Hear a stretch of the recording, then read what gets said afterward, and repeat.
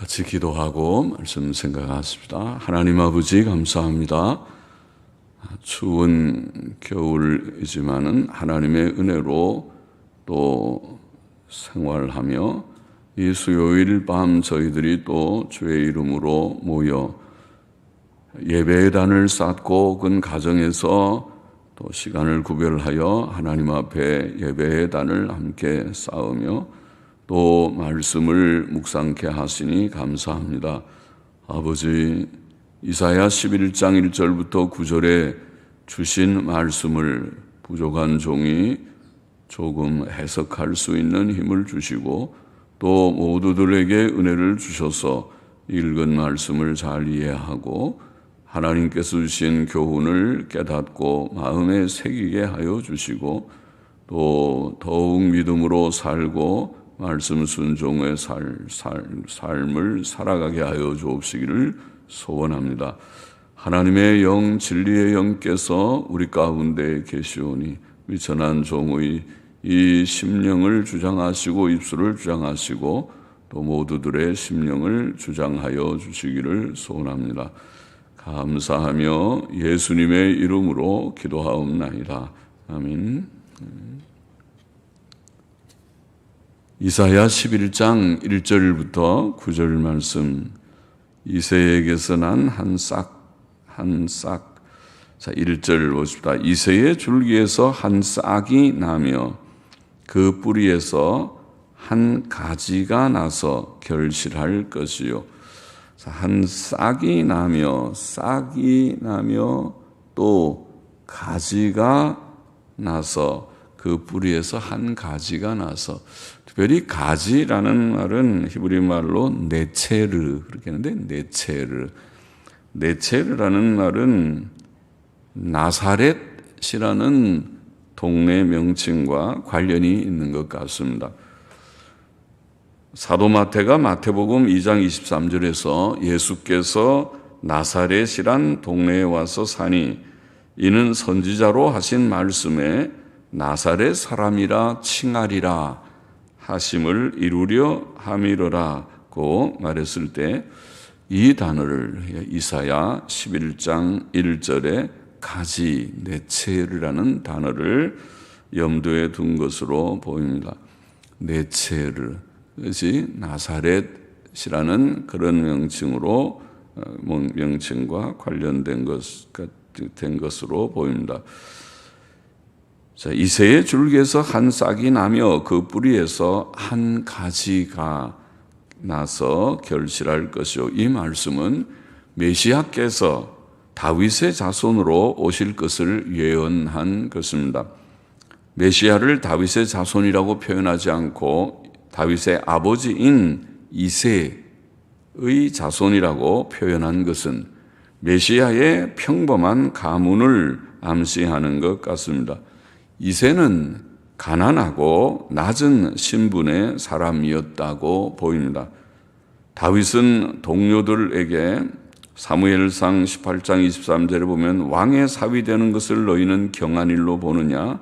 나는 가난하고 천한 사람이로라고 말했었습니다.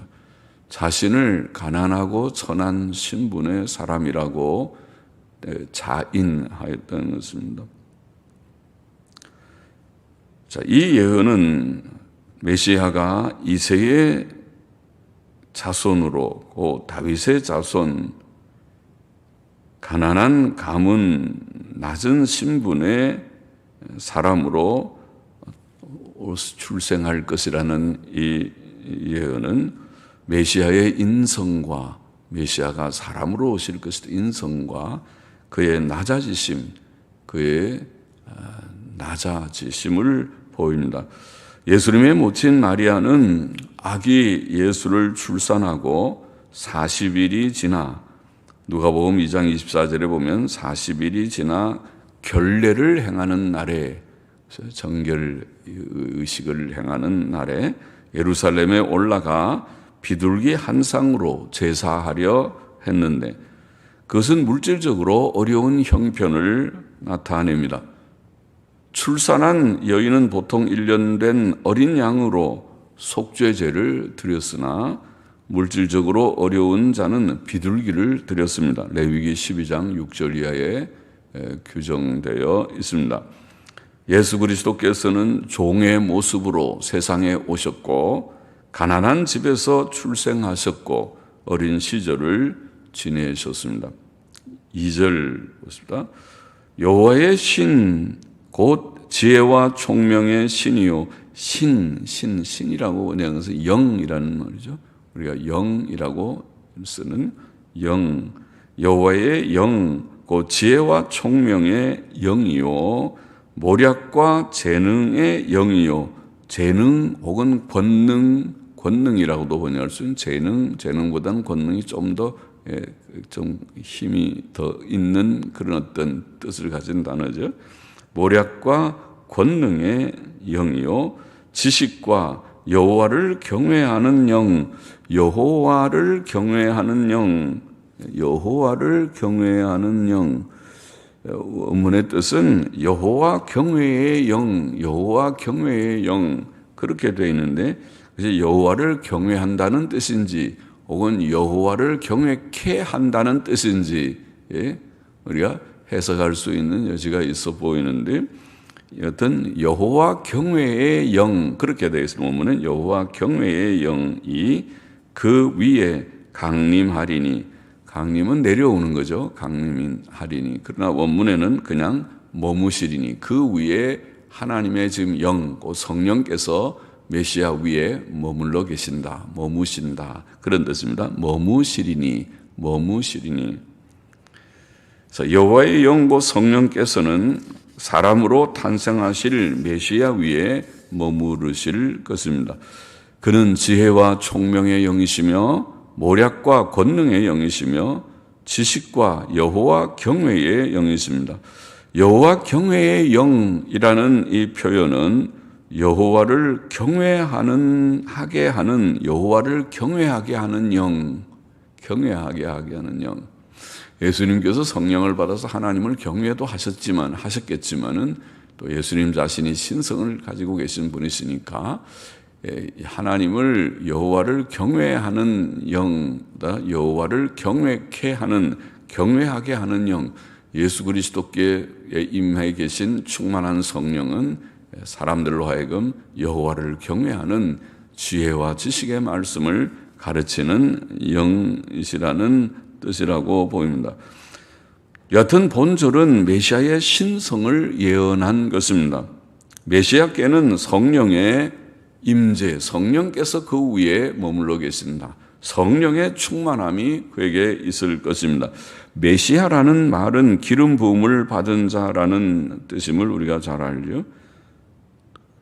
또 성령의 충만한 기름 부음을 가리키는 뜻이 있다고 보입니다.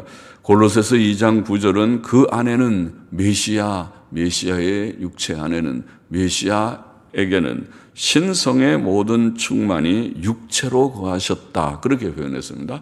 하나님의 신성의 충만이, 그러니까 성령의 충만함 그런 영이 예수 그리스도의 육체 안에 거하셨다. 그러니까 예수님의 신성을 증거하고 있다고 보입니다. 3절 보십시다. 그가 여호와를 경외함으로 즐거움을 삼을 것이며, 옛날 영어 성경은 조금 다르게 번역하기를 그가라는 말은 문맥으로 보면 여호와의 영 앞에 있는 성령을 가리키는데 여호와의 영께서 그로 하여금 여호와를 경외함 중에 지혜를 얻게 하실 것이며, 그렇게 번역했습니다. 그로 하여금 지혜를 얻게 하신다. 여호와를 경외함 중에 지혜를 얻게 하실 것이다. 그러니까 메시아께서 하나님을 경외하는 가운데 지혜의 충만함을 얻게 하실 것을 보이는 말씀이라고 보입니다. 그렇게 번역했습니다. 그가 그로 하여금 여호와를 경외함 중에 지혜를 얻게 하실 것이며, 그 눈에 보이는 대로 심판치 아니하며 귀에 들리는 대로 판단치 아니하며 공의로 빈핍한 자를 심판하며 정직으로 세상에 겸손한 자를 판단할 것이며, 그 입의 막대기로 세상을 치며 입술의 기운으로 악인을 죽일 것이며 공의로 그 허리띠를 삼으며 성실로 몸의 띠를 삼으리라. 자, 여호와의 영께서는 메시아로 하여금 여호와를 경외함 중에 지혜를 얻게 하실 것입니다. 또 메시아께서는 공의의 심판자로 일하실 것입니다. 메시아의 사역의 중요한 한 사역은 심판자의 사역이다. 그렇게 여기 예언하고 있습니다. 그는 눈에 보이는 대로 심판치 않으시고 귀에 들리는 대로 판단치 않으실 것입니다. 즉 그는 사람을 외모로 판단하지 않으시고 공의로 판단하실 것입니다. 그는 공의로 가난한 자를 심판하시고 정직으로 겸손한 자를 판단하실 것입니다. 그러므로 그의 앞에는 억울한 일이 없을 것입니다. 공의의 심판자이시기 때문이죠. 그러나 악한 자들은 그가 공의로 보응하시는 심판을 두려워해야 합니다. 그것은 그가 오늘 본문의 표현대로 보면 그의 입의 막대기로 세상을 치시며 그의 입술의 기운으로 악인들을 죽이실 것이기 때문이라 그렇게 말씀했습니다. 심판자이시라는 말이죠. 예수 그리스도는 심판자로 사역하실 것이다. 물론 그것은 우리가 이해하는 대로 주님의 초림 처음 오셔서의 사역이라기보다 재림 때의 본격적인 사역이지만은 주께서는 악인들에게 공의의 심판과 형벌을 내리실 것이다. 6절 보십니다. 그때에 이리가 어린 양과 함께 거하며 표범이 어린 염소와 함께 누우며 송아지와 어린 사자와 살진 짐승이 함께 있어 어린 아이에게 끌리며 암소와 곰이 함께 먹으며 그것들의 새끼가 함께 엎드리며 사자가 소처럼 풀을 먹을 것이며 젖먹는 아이가 독사의 구멍에서 장난하며 젖된 어린아이가 독사의 굴에 손을 넣을 것이라. 나의 거룩한 산 모든 곳에서 해됨도 없고 상함도 없을 것이니 이는 물이 바다를 덮음같이 여호와를 아는 지식이 세상에 충만할 것임이니라. 선지자 이사야는 메시아의 오심과 그의 사역의 결과로 이 땅 위에 평화의 세계, 평안의 세계가 이루어질 것을 예언하며 그 세계를 묘사합니다. 그때에 이리가 어린 양과 함께 거하며, 자, 이리는 무서운 그런 그 짐승이 아닙니까? 양들을 잡아먹는 짐승입니다. 이리, 늑대 다 비슷한 부류지. 근데 어린 양과 함께 같이 거한다.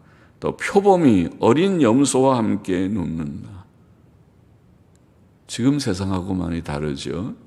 또 송아지와 어린 사자가 어린 아이에게 끌리며, 송아지 끄는 거는 좀 할 수 있겠는데 어린 사자를 어린 아이가 끌면은 지금 세상에서는 위험하죠.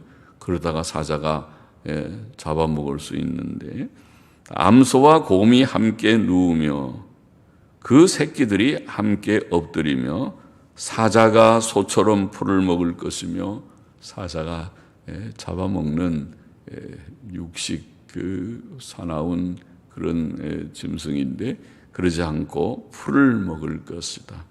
젖먹는 아이가 독사의 구멍에서 장난하며, 이거 위험한 일입니다.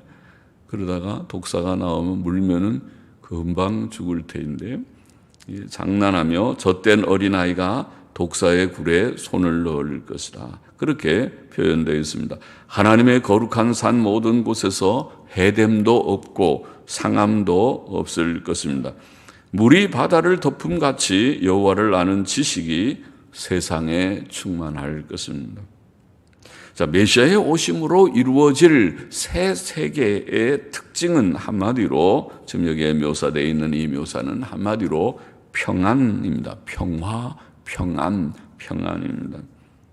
거기에는 악한 짐승들이 없을 것이다. 그런 예언이죠. 악한 짐승들이 없을 것이다. 모든 짐승들은 성질이 온순해질 것이다. 사람이 변하니까, 사람이 악하니까 짐승들도 다 악해졌겠죠.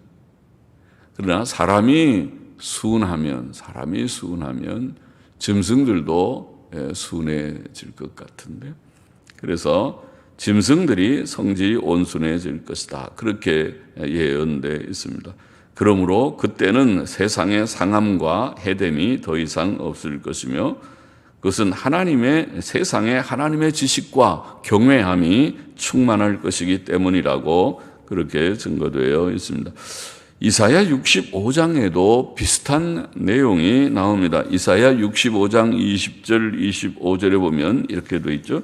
거기는 날수가 많지 못하여, 자, 새하늘과 새 땅에 대한 묘사로 표현되어 있는 것인데, 이렇게 말해요. 새 세계의 묘사가 분명하죠. 거기는 날수가 많지 못하여 죽는 유아와 수완이 차지 못한 노인이 다시는 없을 것이라. 곧 100세에 죽는 자가 아이겠고, 그렇게 표현되어 있어요. 그 세계를 100세에 죽는 자, 그건 참 해석하기 어려운 표현이죠. 그러면은 새 세계에도 죽음이 있나? 100세에 죽는 자, 100세에 죽는 자가 아이겠고, 그러나 100세에 죽는 자가 아이듯, 그러면은 사람이 아마 1000살 이상은 산다, 그런 표현이 될 테인데요. 예. 그래서 100세에 죽는 자가 아이겠고 100세 못 되어 죽는 자는 저주받은 것이리라, 이렇게 65장에는 표현되어 있고, 또 그게 25절에 보면 이리와 어린 양이 함께 먹을 것이며 사자가 소처럼 짚을 먹을 것이며, 비슷한 표현이죠. 이리와 어린 양이 함께 먹고, 또 사자가 이제는 풀을 먹듯이 여기에 짚을 먹을 것이며, 뱀은 흙으로 식물을 삼을 것이니 나의 성산에는 해됨도 없고 상함도 없으리라, 그런 예언이 나옵니다.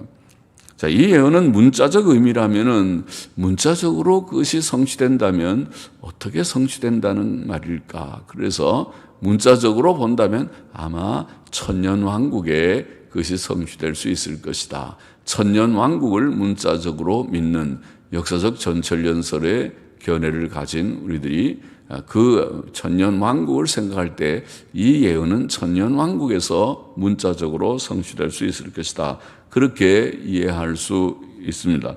그러나 많은 우리 개혁 신학자들은 이 말씀의 비유적 영적 의미를 우리가 생각하면서 이미 신약시대에, 지금 메시아께서 오신 이 신약시대에 비유적으로 영적으로는 이 평화가 시작되었다.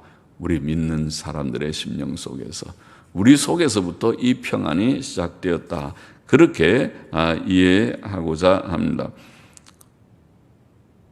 하나님의 평안이 지금 여기에서 시작되었고, 또 장차 예수 그리스도의 재림으로 말미암아 천년왕국과 또 영원한 천국에서 영광스럽게 완전하게 이루어질 것이라고 보입니다.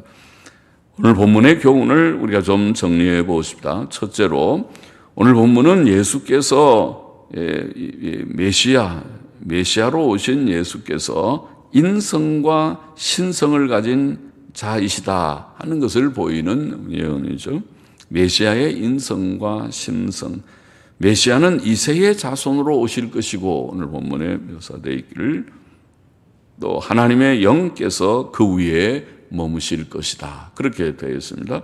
메시아의 인성과 신성을 예언하고 있다고 보입니다. 과연 예수 그리스도께서는 참 사람과 참 하나님이신 자로 오셨습니다. 예수님은 인성과 신성을 가지셨다, 우리가 그렇게 표현해야죠. 어려운 말로는 이성 일인격, 그런 어려운 말을 합니다. 예수님은 인성과 신성을 가지셨지만은 그러나 두 인격이 아니고 한 분 예수 그리스도이시다. 초대교회부터 이성 일인격, 예수님의 그 인격과 그 성품을 이해하는데 어려움이 있어서 오류들이 많았기 때문에 교리적으로는 이성 일인격, 이런 어려운 말을 씁니다. 그것은 어떤 이들이 예수님의 신성과 인성을 이해할 때 두 인격으로 이해하기도 하고, 또 어떤 이들은 신성과 인성의 그런 구별을 무시하고 한 성으로 이해하려고 하기도 하고, 여러 오류들이 생겼기 때문에 그렇지 않고 정통교리는 예수님의 신성과 인성을 성경에 가르친 대로 고백하면서 그러나 두 분이 아니라 한 분 예수 그리스도다. 그것을 어려운 말로 이성 일인격 그렇게 말하는데, 하여튼 어려운 용어를 우리가 두더라도 예수 그리스도 한 분이신 예수 그리스도는 신성과 인성을 가지셨다. 신인이시다. 예수님은 사람이신가? 그러면 예, 사람이시다. 예수님은 하나님이신가? 예, 하나님이시다. 그럼 예수님은 두 분이신가? 아니다. 두 분이 아니라 한 분이시다. 이런 교리를 말하는 것이죠. 인성과 신성을 가진 메시아. 이것은 오늘 예언되기를 이새의 자손이다. 그리고 그 위에 하나님의 영이 임하신다. 이런 표현으로, 단순한 표현으로 예언되어 있습니다. 마태복음 1장 1절 신약 성경은 아브라함과 다윗의 자손 예수 그리스도의 족보라 그렇게 시작합니다. 예수 그리스도는 아브라함과 다윗의 자손, 곧 인성을 가진 자로 묘사되어 있죠. 증거되어 있습니다. 골로새서 2장 9절 우리 앞에서도 인용했지만은 그 안에는 신성의 모든 충만이 육체로 거하시고, 예수 그리스도 안에는 신성, 하나님의 속성의 모든 총화라고 할 수 있는 신적 본질, 신적 성품이라고 하는 모든 속성이 예수 그리스도 안에 충만하게 계시다. 신성의 한 부분이 있는 것이 아니라 성부 하나님과 똑같은 동등한 동질적인 그러한 신성의 모든 충만이 예수 그리스도 안에 있다. 예수 그리스도와 성부 하나님은 사실 신적 본질에 있어서는 한 분이시다. 하나이시다. 삼위일체의 신비죠. 삼위일체는 참 신비한 그런 얘기죠. 하나님이 세 분이신가? 아니, 세 분이 아니고 하나님은 한 분이시다. 그러나 세 구별된 인격이 있으시다. 그 말이 무엇인가? 그건 참 우리가 설명하기 어려운, 이성적으로는 어려운 삼위 어떻게 일이 되는가 그런 말이지만은, 그러나 그것을 성경은 보이고 있기 때문에 우리는 삼위일체의 신비를 말합니다. 세 구별된 인격을 가지셨지만은 그러나 한 분 하나님이시다. 하나님은 한 분이시다. 거기에 예수 그리스도의 신성의 깊은 신비가 있습니다. 우리는 하나님께서 주신 신적 구주 예수 그리스도를 감사히 받았고 또 확신하고 주님을 따라가는 제자들이 되어야 하겠습니다. 예수님을 믿습니다. 신적 구주 예수님 감사합니다. 우리에게 주신 놀라운 구주 예수 그리스도를 우리가 참으로 감사합니다. 믿고 확신합니다. 그리고 주님을 사랑하고 따라가는 우리 모두가 되어야 하겠습니다. 둘째로 오늘 본문은 메시아께서 세상을 공의로 심판하실 것을 말씀하셨습니다. 초림의 예수님에게서는 그것이 우리가 다 드러나진 않지만, 재림의 예수님에게서 드러나는 것이지만은, 본격적으로 드러나는 것이지만은, 그러나 세례 요한도 예수님을 소개하면서 예수님의 심판의 사역을 증거한 것을 우리가 알고 있습니다.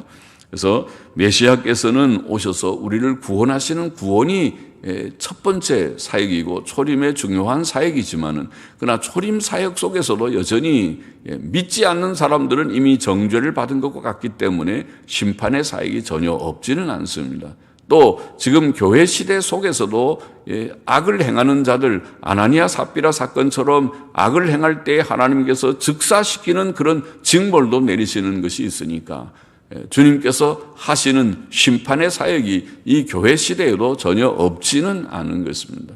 그러나 본격적인 예수님의 심판 사역은 재림주로, 저리로서 산 자와 죽은 자를 심판하러 다시 오시리라 사도신경에 우리가 고백한 대로 재림하신 주님께서 하시는 사역입니다. 하나님께서는 아들 예수 그리스도를 심판자로 세우셨습니다. 요한복음 5장 22절에 보면 예수님께서 그런 말씀하셨죠. 아버지께서 아무도 심판하지 아니하시고 심판을 다 아들에게 맡기셨으니, 심판자는 예수 그리스도이십니다. 아들이신 예수님께서 재림하실 때에 그때 열국을 다 모아서 양과 염소를 나누듯이 그들을 나누어 심판하시고 둘로 나누실 것이다. 그렇게 말씀하셨습니다. 사도 바울은 하나님께서 정하신 사람으로 하여금, 사도행전 17장 30절 31절에 보면 하나님께서 정하신 사람으로 하여금 천하를 공의로 심판할 날을 작정하시고 이에 저를 죽은 자 가운데서 다시 살리신 것으로 모든 사람에게 믿을 만한 증거를 주셨다. 그렇게 말씀했습니다. 놀라운 말씀이죠. 그래서 주님께서 죽으시고 부활하심으로 말미암아 그가 확실히 구주요, 확실히 마지막 최종적인 심판자가 그분이시다 하는 것을 확증하셨다. 부활과 심판은 그런 귀한 진리의 확증이었습니다. 부활하심으로 말미암아 하나님의 심판자, 예수님의 심판자 되심을 확증하셨습니다. 재림하실 주 예수께서는 장차 온 세상을 공의로 심판하실 것입니다. 이것을 아는 자마다 모든 죄를 멀리하고 오직 정직하고 선하게 살기를 힘써야 하겠습니다. 우리는 심판자 주님을 두려워하는 마음을 갖고 늘 우리 자신을 성찰하고 부족한 것을 고백하고 오늘도 부절히 회개할 바를 회개하고 고쳐야 될 것을 결심하고 또 점점 죄악된 일을 멀리하는 그런 우리들, 그래서 흠과 점이 없는 자로 준비되다가 주님을 맞이할 수 있는, 재림의 주님을 맞이할 수 있는 우리가 되어야만 합니다. 셋째로 여기 오늘 본문에서 메시아께서는 평안의 세계를 주시는 자로 증거되어 있습니다. 평안의 세계를 주시는 자이시다. 그래서 여기에 여러 귀한 묘사들을 했어요. 그때에 이리가 어린 양과 함께 거하며 표범이 어린 염소와 함께 누우며 송아지와 어린 사자와 살진 짐승이 함께 있어 어린 아이에게 끌리며 암소와 곰이 함께 있어 암소와 곰이 함께 먹으며 그것들의 새끼가 함께 엎드리며 사자가 소처럼 풀을 먹을 것이며 젖먹는 아이가 독사의 구멍에서 장난하며 젖된 어린아이가 독사의 굴에 손을 넣을 것이라. 굉장히 아름다운 그런 평화로운 세계의 묘사입니다. 그 세계가 올 것입니까? 올 것이라고 봅니다. 그것이 우리가 천국이죠. 천국에서는 정말 그런 사나운 짐승도 없고 사나운 사람도 없고 거기에는 해됨도 없고 상함도 없는 정말 평화로운 아름다운 세계가 올 것이다. 하나님이 주실 것입니다.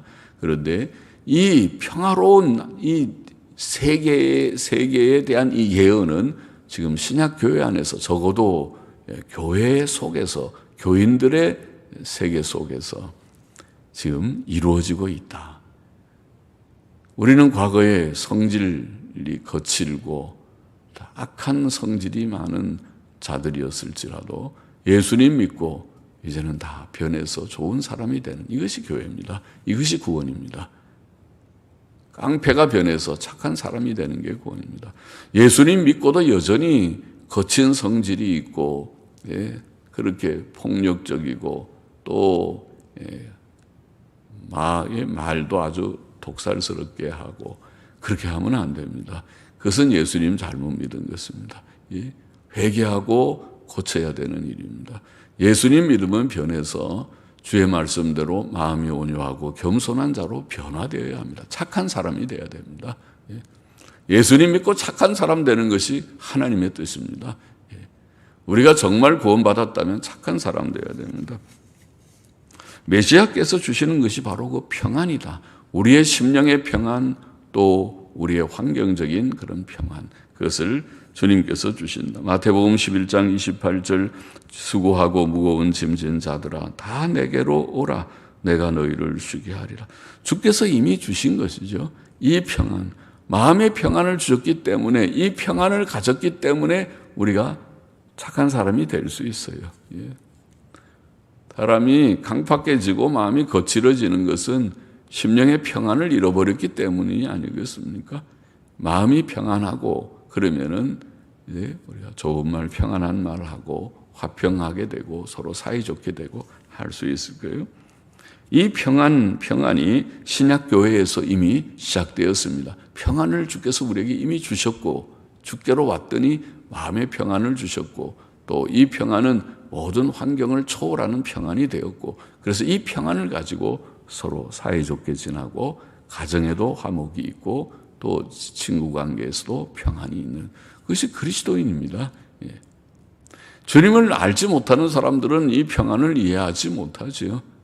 그러나 그들은 주님을 모르니까 그렇다 하더라도 주님을 아는 저희들의 세계 속에는, 믿음의 세계 속에서는 참된 평안이 있습니다. 서로를 위하고 서로를 존경하고 존중하고 또 사이좋게 지내는, 복음은 평안의 복음이라고 증거되었습니다.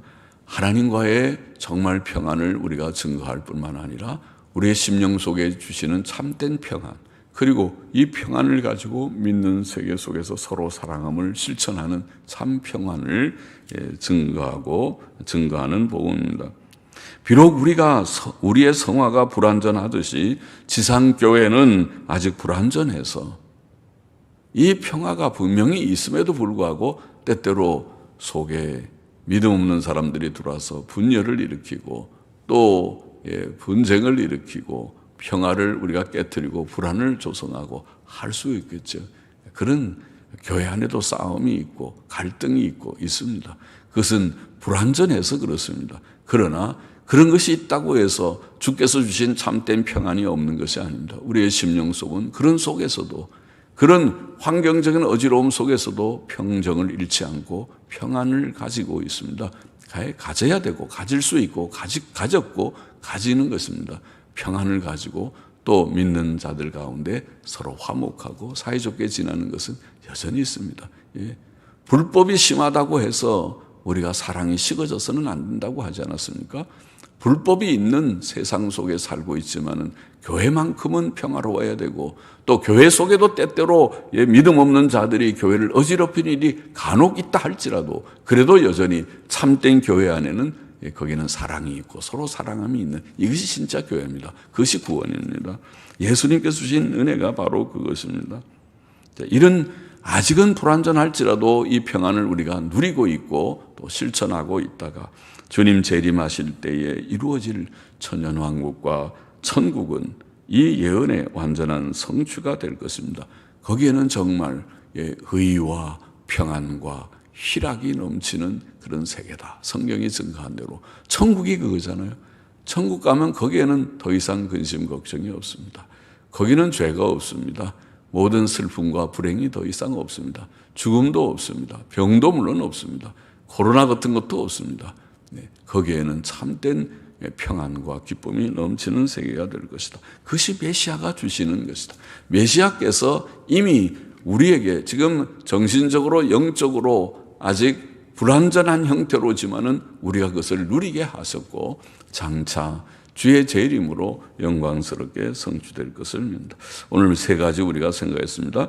메시아는 인성과 신성을 가진 자로 오실 것이다. 이새의 자손으로 또 하나님의 신이 그 위에 충만하게 임재하시는 자로 예언되어 있고, 두 번째 그는 공의로 심판하실 자로 증거되어 있고, 할렐루야죠. 공의의 심판자가 우리에게 있습니다. 그분이 오실 때에는 완전하게 모든 것을 심판하실 것입니다. 악한 자들에 대해서는 엄정한 벌을 내리실 것이고, 또 고통 속에서도 인내하며 참는 진실한 주의 백성들에게는 큰 위로와 복을 주실 것입니다. 그리고 주께서 이미 우리에게 평안을 주셨고 또 장차 주의 재림으로 풍성한 평안을 경험할 것을 오늘 본문은 증거하여 주었습니다. 감사합니다. 우리가 늘 그 세계를 사모하며 소망해야 하겠습니다. 기도하십시다. 하나님 아버지 감사합니다. 부족한 종이 오늘도 이 말씀을 조금 해석하며 증거하였습니다. 주께서 예언하여 주신 이 말씀의 성취자로 오셔서 인성과 신성을 가진 신적 구주로 오셔서 우리를 위하여 대속제물이 되시고 우리를 오늘 구원하시고 또 우리 가까이 늘 계셔서 주님 신적 구주로, 신성을 가진 구주로 우리와 함께 교제하시고 우리를 도우시고 또 우리를 위로하시고 또 우리에게 은혜를 날마다 더하여 주시고 주님 지금도 중보 사역을 계속하여 주시니 할렐루야 감사합니다. 주님만 의지하고 주 앞에 신실하게 사는 저희들이 되게 하여 주시기를 원합니다. 주님은 최종적으로 참된 공의의 심판자이시라고 하였사오니 할렐루야 감사합니다. 세상에는 모든 불법과 불의가 많지만은 그러나 최종적으로 저리로서 산 자와 죽은 자를 심판하러 오실 주 예수 그리스도를 저희들이 믿고 또 기대하오니 주님께서 오셔서 모든 것들을 판단하시고 또 공의의 주님 심판을 내리셔서 악한 자들에게는 거기에 합당한 벌을 내리시고 또 주의 백성들에게는 큰 위로와 복을 주셔서 주님 영원한 영광의 세계에 우리가 들어가서 거기에서 참된 영광을 누리고 또 평안과 기쁨을 충만하게 지금도 이미 주께서 많이 주셨지만은 지금도 이 불완전함 속에서도 우리가 주 안에서 항상 기뻐하고 주의 평안 가운데서 세상이 줄 수 없는 평안을 우리가 소유하고 누리고 있지만은 그러나 장차 천국에서 누릴 것과 비교할 수 없는 줄 아오니 주께서 예비하신 풍성한 평안과 기쁨을 맛볼 수 있도록 하여 주옵소서. 그 세계를 그 날을 사모하며 기다립니다. 사모하며 소망하면서 살아가는 저희들이 되게 하여 주옵소서. 감사합니다.